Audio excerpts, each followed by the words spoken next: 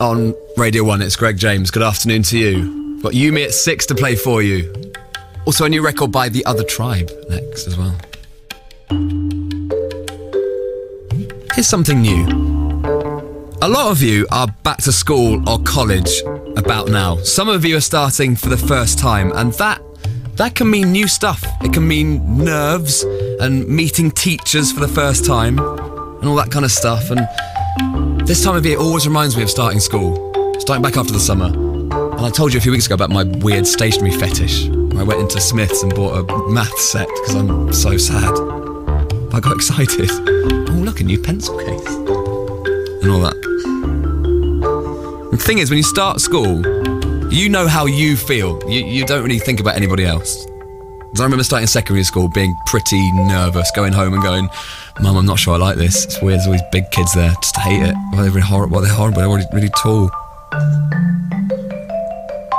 The thing is, you know how you feel, but you haven't maybe thought about what the teacher is actually thinking. For example, it's sometimes hard to tell whether they're humans or not. Do you know what I mean? They are real people, after all. But what do we actually know about the inner workings of teachers? What makes them tick? What drives them to teach this stuff every day? Maths, why would you choose that every day? What drives these people? Are they mad? The answer is, nobody really knows. So I thought that I'd try and infiltrate that secret inner circle. And after scouring the land with a bit of persuasion, we found a teacher who is willing to share with you exactly how they feel during their first year as a qualified teacher. So a couple of weeks ago, they had their first day of term. So all the first years were nervous, but the teacher was even more nervous. The identity of this teacher will remain anonymous for very important reasons, obvious reasons.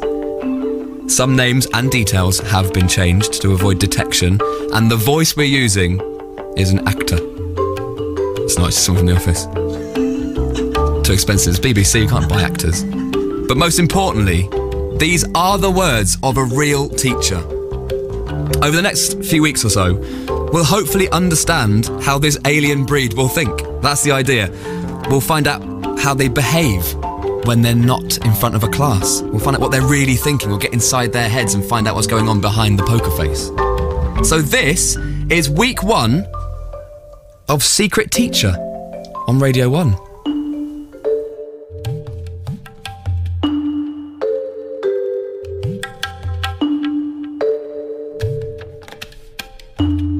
So here we are. My first week as a fully bona fide teacher is over. On the first day, I got to school at 7:30am and felt sick with nerves. It's bizarre how scary the prospect of 30 11-year-old children can be. I don't think I feel or look like a teacher yet, at least not like the ones I remember, but I hope they wouldn't suss me out. I set up the classroom and waited for 7A to arrive. Once the class had gathered, it was time to fill in their planners, so they all reached for their brand new stationery. There was an awkward moment where 3 girls on the same table got out identical pencil cases. I thought all hell was going to break loose. However, they promptly high-fived and shouted, "Sick," which apparently is youth speak for good. After registration, we were supposed to go promptly to the hall for assembly, but we were late due to one of my pupils, we shall call him Harry, getting his finger stuck in the gas tap. When we finally got to the hall, there was a huge space at the front where my form was supposed to be sitting, and so we had to walk in with the rest of the school watching us. The other new teacher, let's call her Miss Perfect, informed me that she would recommend getting to assembly early in order to avoid that sort of embarrassment. We managed to get through the day together without any major catastrophes, apart from last period when I raised my hand to get the class's attention and they all burst out laughing. Turns out I had massive sweat patches. I hope this doesn't turn into me developing a hilarious nickname like Sweaty Betty. I can't really afford to lose respect this early on. I'm fresh meat to them as it is. Before the pupils left, I asked them to write on a post-it note what they were most excited about next week when they start their timetables. Most put sensible answers like meeting new teachers or burning things in science. Harry, the aforementioned gas tap culprit, put KFC. I think he missed the point, bless him. Rules for surviving this year. Number 1, wear dark clothing or get a better deodorant. Number 2, explain on the first day that putting fingers in gas taps is a bad idea. And that is week 1 of Secret Teacher. See, they are nervous too. We're going to get inside their minds over the coming weeks. Thank you very much for your responses to the first instalment, I suppose, week 1 of Secret Teacher. It will return next week. And I'm pleased that the teacher agreed to do it. And it's not the voice of the teacher. And it's not Headmistress Laura. Can we just say that right now? No. No. My voice isn't that good. Well, it wasn't an actor. It's just someone in the office. Told you. The cheapskates. Keith on the M25. I loved it. I can't wait for next week. Who are you calling aliens, Greg? Some of us are normal. I don't feel like a real teacher, though. Please keep me anonymous, even 3 years on, says that person. It's like the Jack Whitehall show, isn't it? The Bad Education on BBC 3. That's what it's like. If you're a teacher, you might be panicky. Katrina in Northwich.